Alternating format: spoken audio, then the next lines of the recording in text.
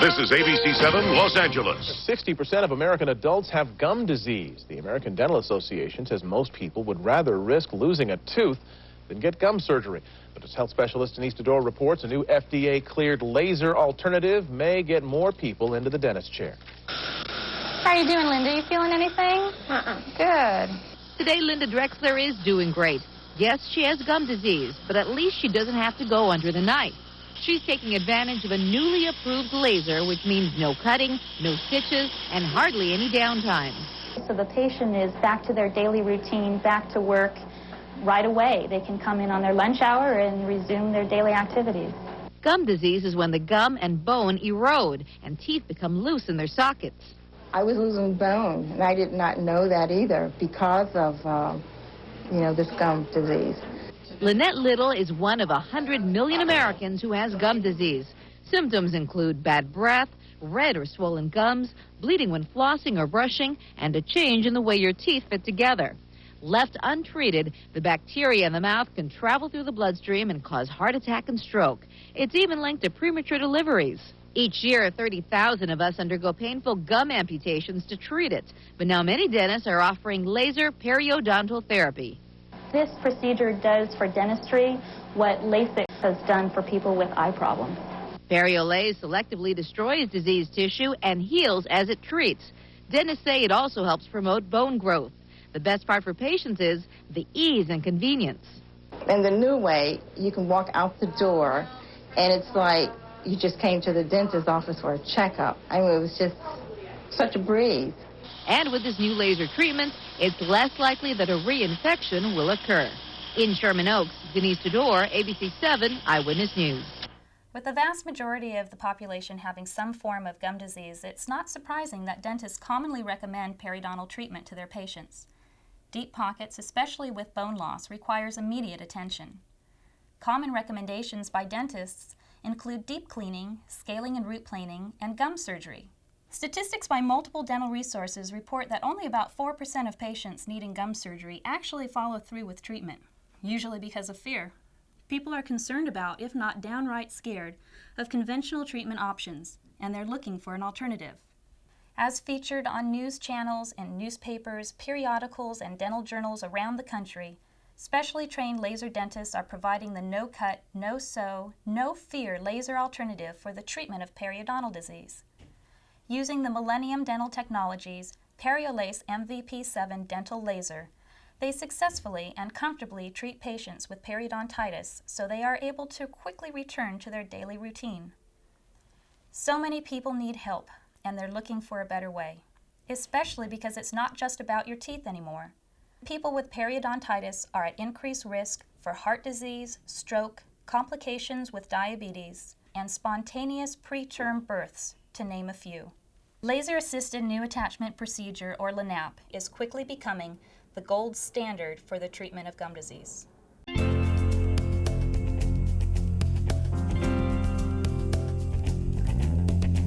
Hi, I'm Dr. Dawn Bluer, and I'm here to do your periodontal consultation. That's great. I heard that you have gum disease and you were told that you need gum surgery and you're looking for an alternative. That's right. I know you've probably been told about what gum disease is, but if you don't mind, I'd like to review that with you so I can talk about your periodontal treatment options and especially why people are choosing laser periodontal therapy as their periodontal treatment of choice. Okay. Let's take a look at this picture chart. This is a picture of what a healthy tooth looks like. This is what you see when you look in your mouth. That's the tooth. This is the root. This is the bone, and the gum lays over the bone and attaches to the tooth just above the bone level. Between the gum and the tooth is a pocket or a space. We measure that using a ruler. We call it a probe, which is in 3 millimeter increments. We measure between where the gum attaches to the tooth and the top of the gum. In a healthy situation, those pockets are very shallow. Really, we'd like to see them at 3 millimeters or less. In this picture, we have a healthy 2 millimeter pocket. What happens is the bacteria that's naturally in our mouth sticks to the teeth and lives off of the food that we eat, producing this white filmy stuff. That's called plaque. Plaque is soft, we can brush it and floss it away, but we're only human and we're going to miss some of it. The stuff that we miss is usually down below the gum line and in hard to reach areas. What happens is the bacteria that live inside of the plaque irritate the gums, and the gums get a little bit puffy or inflamed. And what we have is some surface inflammation. This is called gingivitis. Most people have some inflammation or gingivitis going on somewhere, if not everywhere, in their mouth by the time 6 months rolls around since their last cleaning. That's why we recommend that people with gingivitis get their teeth cleaned twice a year. What happens if plaque sits there for long enough, eventually it turns hard into barnacles of calculus or tartar, same thing. Now the bacteria that live inside those barnacles will eventually destroy the attachment between the gum and the tooth, opening up a deeper than normal space or pocket. In this picture we see a 5mm pocket, allowing the bacteria to then start attacking the bone too. When we have attachment loss and bone loss, this is called periodontitis. This is no longer a surface problem, it's a problem going on down below the gum line, deep below the surface. And so a regular surface cleaning really doesn't do the trick. It's just the tip of the iceberg. Now the problem with deep pockets is they're harder to keep clean than the shallow pockets are. In this picture we have a 6mm pocket and more bone loss. Now the issue here is if we have a 6mm pocket and the gum started up here, and we have 2 millimeters of damage at the surface, we really have about 8 millimeters of attachment loss. The reason why the gums recede is that this very inflamed tissue is easily damaged when you chew and brush your teeth. In this picture, we have an 8mm pocket, a lot of bone loss, and a whole lot of recession here. Recession is very common for patients who have gum disease, but it doesn't always occur. The big concern with periodontitis is as the pocket gets deeper and you lose more bone around the tooth can actually become loose and you can lose a tooth or teeth as a result of the disease.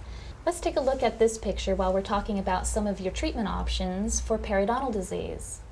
Basically, we have 3.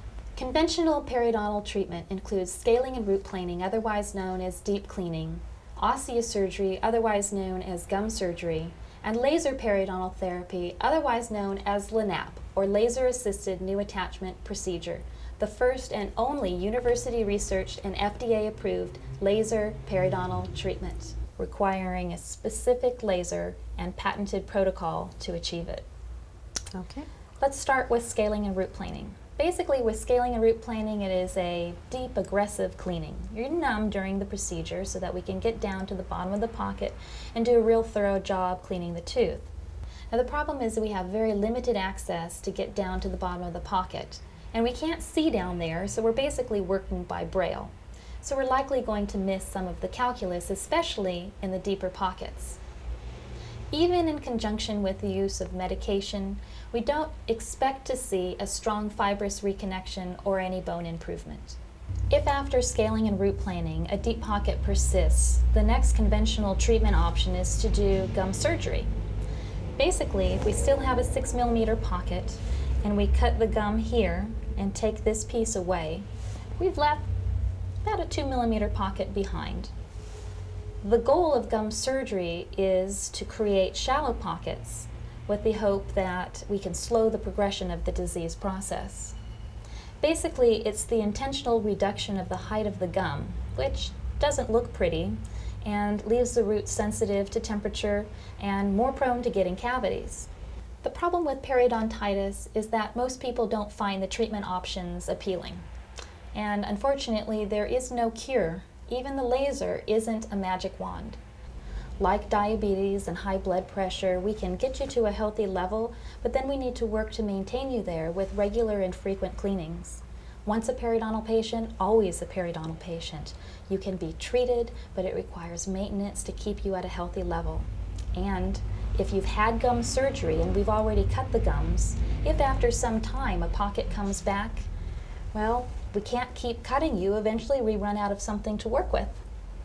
Now, the difference between gum surgery and laser periodontal therapy is basically the difference between treatment by amputation versus treatment by regeneration. With laser periodontal therapy, there is no intentional reduction of the height of the gum. Now, we use the laser initially between the gum and the tooth to kill bacteria inside of the pocket, which, remember, is the source of the problem. It also affects the calculus, so it's easier to remove. And we're removing this diseased lining on the inside of the pocket. without damaging the healthy fibers that live underneath. The laser can see the difference between healthy tissue and diseased tissue, and it can see where the bacteria is and specifically kills those as well. Now we have better access to get into the pocket and do a better job removing the calculus from the surface of the tooth. We use ultrasonic instruments that vibrate the calculus off the surface of the tooth and flush it out with antibacterial irrigation. We then use the laser on a different setting, killing bacteria again, and creating my super duper blood clot, or what I like to call my biological band-aid, that keeps high concentrations of bacteria and debris out of the area. Now this seals the gum up against the tooth. We haven't killed every microbe of bacteria forever, and we haven't sealed the gum up against the tooth forever, but we've created a clean, disinfected, closed, and stable environment for the body to be able to kick in its own natural defenses. There's a little war going on down here. The bacteria against your immune system, and unfortunately you're losing the war. When we use the laser, we are tipping the scales in favor of regeneration versus degeneration. If you think about it, we have the ability to build ourselves back. We can grow fibrous tissue, we can grow bone. That's why we don't amputate a broken arm. Good thing. But we only do it under the right circumstances. If you think about it, we have a cast on a cleaned up, disinfected arm so that the body has a chance to grow back. Well, the problem is the mouth is a dirty, unstable place, but with the help of the laser, we can create that closed, disinfected environment so that the body has a chance to kick in its own natural defenses and start to rebuild. In order to stabilize the area, we need to find any areas where you might be hitting your teeth together too hard or inappropriately. And once we find those areas, especially in the spots where your pockets are very deep, you have a lot of bone loss, or the teeth are loose, we need to spot grind them away. Then we leave the area alone. We don't want to mechanically disturb the area, don't want you to chew on it. You're on a soft food diet for about a week, and we want you to follow special cleaning instructions. Now, you're not on a soft diet because you won't feel like chewing over there. We just don't want you to disturb the area. Now, we don't go back in here and reprobe the area for about 9 to 12 months after the treatment is done. That doesn't mean we're not seeing you during that period of time. After everything is done, we'd like to see you back a month after for surface cleaning and to reevaluate the healing. And then it is the recommendation, standard recommendation for periodontal patients, that you have your teeth cleaned every 3 months to keep yourself healthy and maintained. It's the best insurance policy that you could give yourself, because we don't want to have plaque and calculus and the bacteria that live inside it start to destroy these new attachments that are starting to form in the pocket. They are more easily destroyed than what you had when your teeth and your gums were healthy. Now, we can't grow everything back that you had before, but we are consistently finding new fibrous attachment and improvement in bone quality, if not quantity. We just can't guarantee how much and where. We do routinely see pocket depths reduced by about half. And by comparison with conventional periodontal treatment, we see patients with less pain, bleeding, swelling, less reduction of the tissue height, less downtime, less recovery time, and a much greater overall patient satisfaction, and, if I might add, much greater doctor satisfaction, providing a very effective and wonderful treatment to the many patients who need it. Do you treat the whole mouth at once? We can treat the whole mouth at once, or we can treat you in halves, where we treat the right side, and then quickly thereafter treat the left side, and a week after that make sure everything is healing well. A month after everything is done, we want to see you for a surface cleaning and to make sure that everything is healing properly. And then you're here for your regular 3-month cleanings indefinitely to make sure things are under control. Is this going to hurt? Well, during the procedure you're numb, so you're not going to have any pain. After the procedure is done, you'll feel like, yeah, I had work done today, but you're not in agonizing pain. Usually an over-the-counter pain medication will keep you comfortable. Certainly, by comparison to conventional gum surgery, patients are surprised and very pleased. Are some people more prone to get gum disease? Yes, even though the direct cause of periodontitis is a bacterial infection, how you react to the presence of that bacteria is influenced by many other factors. There's a strong hereditary link to periodontitis. It may run in your family. Things like overall health, nutrition, stress levels, smoking, history of dental care or lack thereof, all play a part in how you respond to periodontal disease. Does this cost more than regular gum surgery? Typically, no. The costs are about comparable to conventional gum surgery, sometimes even less, considering that oftentimes scaling and root planing needs to be done prior to gum surgery and needs to be paid for, whereas with laser periodontal therapy, we don't require scaling and root planing to be done first. Does my insurance cover any of this? Typically, we can get some insurance benefits towards this procedure. We'll just have to look at the details of your plan and we'll let you know. My gums don't bleed, my breath doesn't smell, and I can smile without embarrassment. My teeth have never felt better. Your laser surgery put me on the fast track to a better life of healthy teeth.